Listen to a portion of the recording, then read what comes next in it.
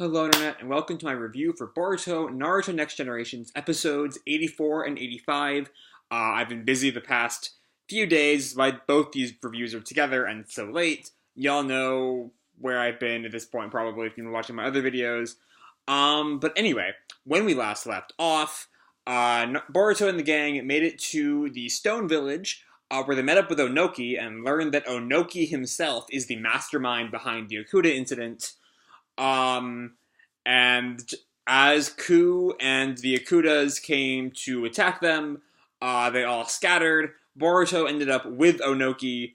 Sarada and Chocho left without Onoki. We'll eventually find out they made it back to the rendezvous point, and Shikadai was captured by the Akuda. And that's kind of where we left off, with Boruto with Onoki. And before we go into the review proper, just a reminder, I have my straw poll for the winter anime season in the description down below. Please fill it out, and come back and watch the video. Anyway, moving right along. As the episode gets going, Boruto and Onoki end up in this place called the Sanzu Plains, which is where the episode first starts. And once they're there, and Onoki sets out, like, the ground rules of the Sanzu Plains, you can only leave once you find your personal Heartstone, is what it's called. It has something to do with finding, like, your Will of Stone. The better part of the episode is spent in a discussion of who Onoki is now in the 20-plus years since Naruto ended.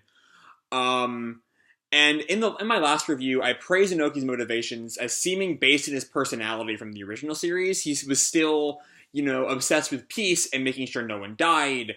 But I have noticed in these two episodes, especially in the beginning of 84, he's starting to sound a lot like Obito, with all of his, when Boruto confronts him about the Leaf Shinobi who have died in his plans, he's like, they had to die for peace.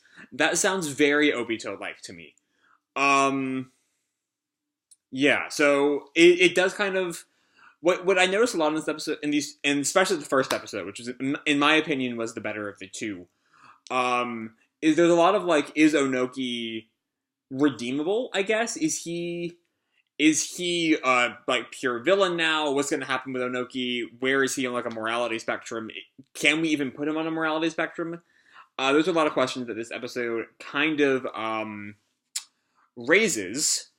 Moving on to the Sanzu Plains itself, a lot of Onoki, like, gripes that the youth of today wouldn't be able to survive in the Sanzu Plains because they're so busy with their, like, newfangled technology that they don't have the training and determination needed to like, find their Heartstone, and so they'll just starve out here. And so the manga, especially in its third arc, which I will not name because it'll be a major spoiler when the anime finally gets there, but it spent a lot of time ruminating on this question of technology versus tradition.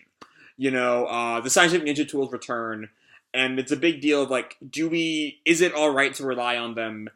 Are they good or evil? And the series, it's settled on a fairly pro-technology answer while still accepting the value of tradition. And given the Sanzu Plains story at least started with the same themes, I was curious how it was going to answer that question, except as we'll see once Seki gets into play, it kind of doesn't. Because what Seki will do, and we'll talk about this in detail when we actually get over there, is Seki kind of shifts the focus of this storyline, whereas originally on Boruto's development, and Boruto's viewpoints and things, they get out through Seki's viewpoint. And that's weird to me. I'll talk about it in a little bit once I've covered all the things leading up to that. But anyway, so as I was watching this episode, I got this theory that eventually turned out to be right, that Ku was a synthetic.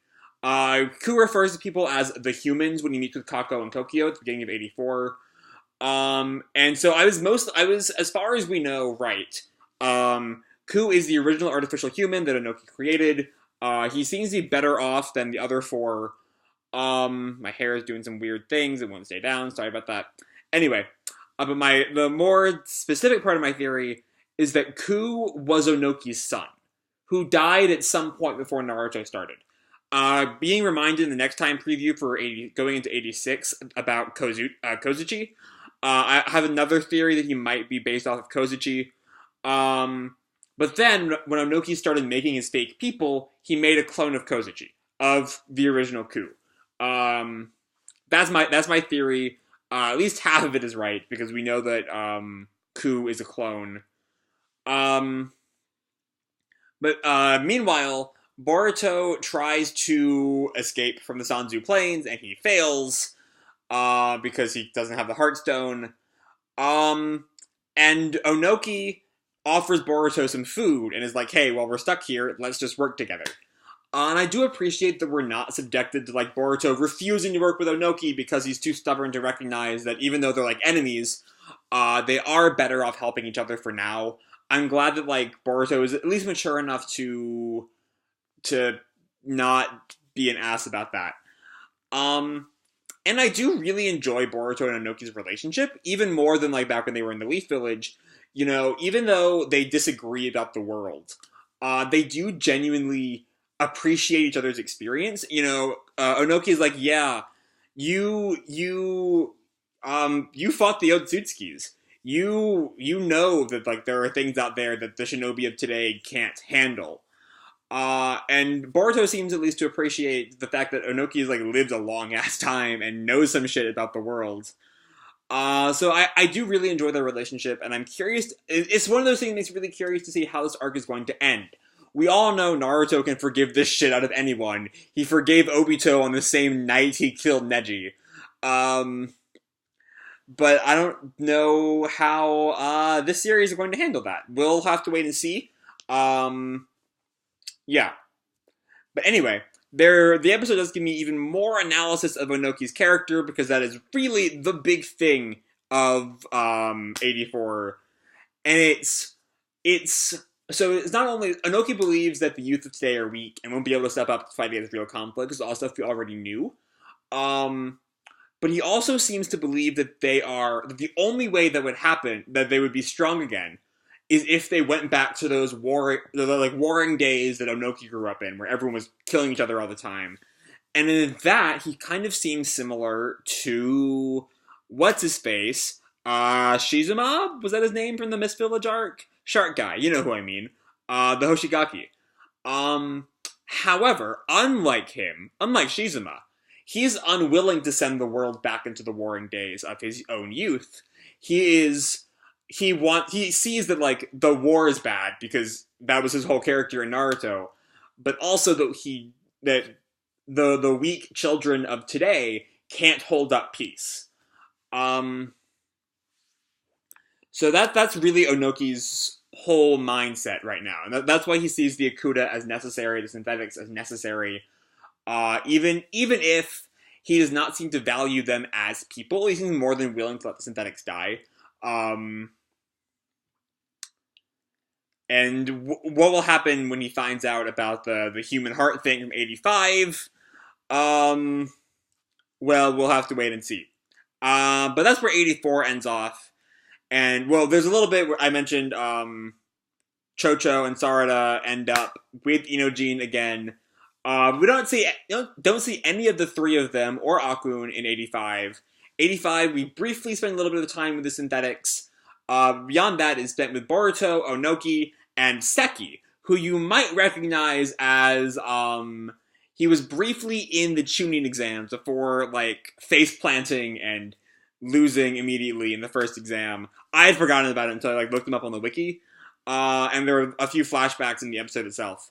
And I'm glad that so when Seki was first introduced, he was just like tripping everywhere, you know. And I was hoping he wouldn't just be a one-note gag character. And I was glad of that. Because, like, when he was briefly in the Chunin exams, he was unimportant enough that it was fine. But, like, even playing a supporting role in one episode, I'd like him to be more than just a gag character. And he is not. And I'll get into that a little bit, actually. We're gonna carry on. So, earlier on, it seemed like the only way they could heal the synthetics could be like cured whenever they were like cracking up, like Dr. Sekie in 80 or so, I think. It seemed that Kilala, whatever her name is, was the only way to heal the synthetics, and it seems that is not true. They do have something that looks like a Bacta tank out of Star Wars. But meanwhile, the scientist learns that I don't think it's directly confirmed, like straight out said, but the reason Mitsuki survives is because his heart was a stolen human heart, which we'll probably have to deal with the fallout of that revelation at some point in the future, but not yet. But anyway, the scientist tells Ku that in order for the synthetics to live like natural lives, they will need to get some human hearts. And Ku is like, well, Onoki will notice if we start killing Stone Village people, but luckily, there are these 5 leaf shinobi in the area, all of whom are free to give us their hearts. And so they try to do that to Shikadai, and the scientist gives Shikadai to like knockout gas, but Shikadai strangles himself to stop him from breathing the gas in until the scientist takes the gas off. So like Shikadai, great thinking on Shikadai. Then he stabs the scientist and runs away, and it's weird that this is not brought up again, because Ku doesn't seem to know that at the end of the episode, when he like announces his plan to take over the stone, given people starting to catch on to the tricks he's up to. So that's a weird thing to me. Maybe next episode we'll enter in with the scientist barging into the room and be like, hey, Ku, people are fucking shit up, let's go. But meanwhile, Konohamaru shows up, and he's the one who wakes Konsuchi up from Kirara's genjutsu. Konohamaru is a badass. Like there have been a good bit of criticism on both the anime and the manga that Konohamaru is kind of just like nerfed to show how powerful Boruto is. But not this week. He is out there kicking ass. It's great to see. Now meanwhile, back in the Sanzu plains, we do see. So I briefly alluded to this further up with Seki. I'm glad they're not just making Boruto be, the kid who doesn't know anything like he was back before the tuning exams, who was so confident, like, oh, I can do anything. I'm glad they're allowing him to be a mentor, which is an interesting role for him. I'm curious to see if his experiences as a mentor will go on to impact him later on. We'll have to wait and see on that one. Again, I keep saying we'll have to wait and see, but there's so much little things being laid in both these episodes. You just have to wait and see how it's all gonna play out. But as much as I like that, it is weird that the storyline started out as being like Boruto needs to grow in order to escape the Sanzu Plains, but it ended up being Seki needs to grow. But I am willing to excuse it, given that it was Onoki who told us that Boruto needed to grow in order to escape the Sanzu Plains. I can excuse it as Onoki just like not knowing Boruto's personality and assuming he was some naive little kid like Seki, and not really seeing how